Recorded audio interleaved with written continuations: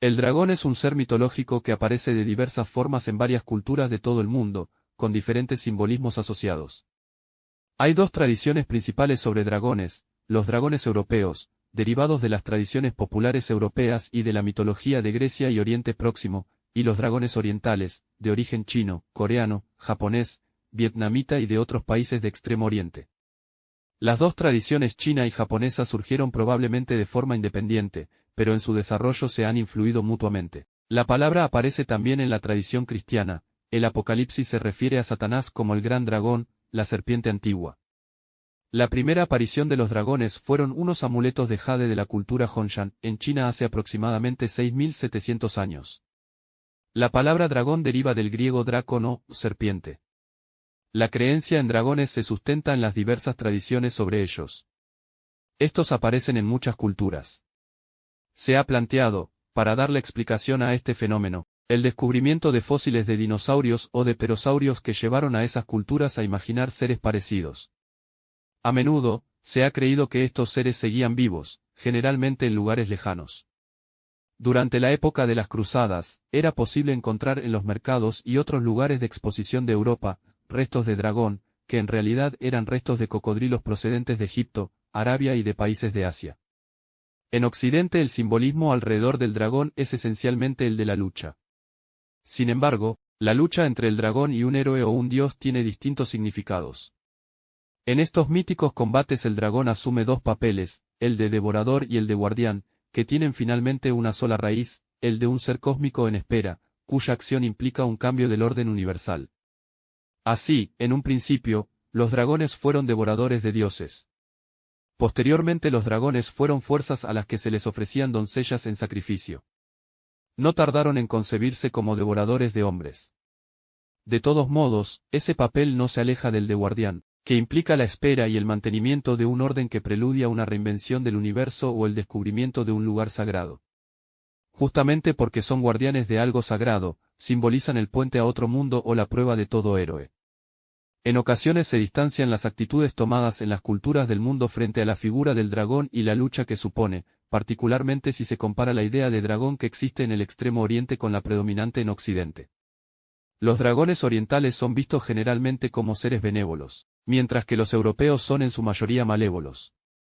Sin embargo, los dragones malévolos no están restringidos a Europa. Entre otras culturas, esta interpretación se mantiene también en la mitología persa. Para la cultura cristiana el dragón simboliza el mal y la destrucción, se convierte en un animal al que hay que eliminar.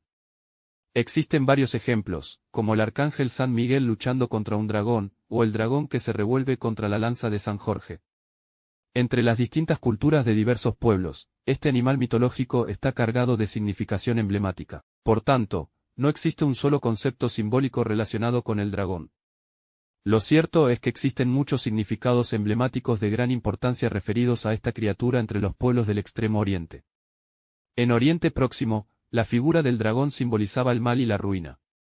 En Enuma Elishi, una epopeya escrita alrededor del 2000 a.C., la diosa Tiamat era un dragón que simbolizaba los océanos y comandaba las hordas del mal, cuya destrucción previa era necesaria para crear un nuevo universo ordenado.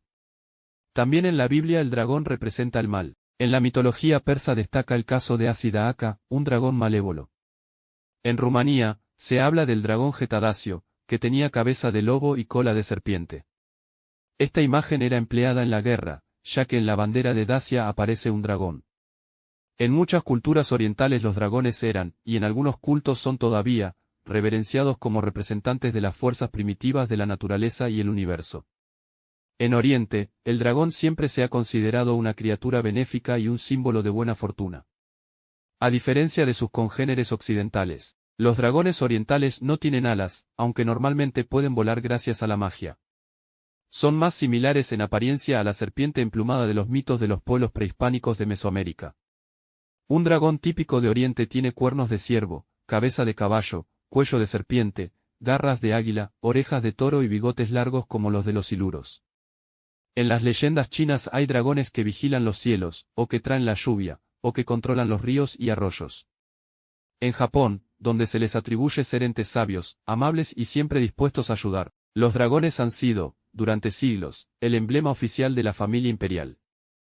Los dragones chinos y los japoneses simbolizan el poder espiritual supremo, el poder terrenal y celestial, el conocimiento y la fuerza, y por lo tanto son benévolos. El dragón es la insignia más antigua del arte de estos países. Proporcionan salud y buena suerte.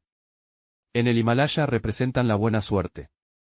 Las tribus nórdicas de Europa asociaban su folclore con varios aspectos terroríficos del dragón.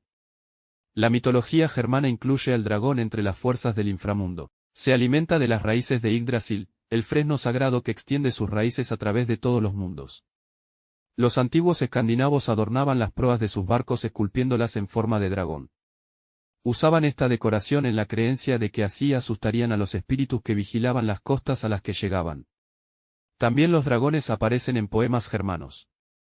En el Cantar de los Nibelungos, un poema épico medieval anónimo, Sigfrido mata a un dragón, llamado Fafnar, y al ungirse con su sangre se hace inmune a todo mal. Para los celtas, el dragón era una divinidad de los bosques, cuya fuerza podía ser controlada y utilizada por los magos.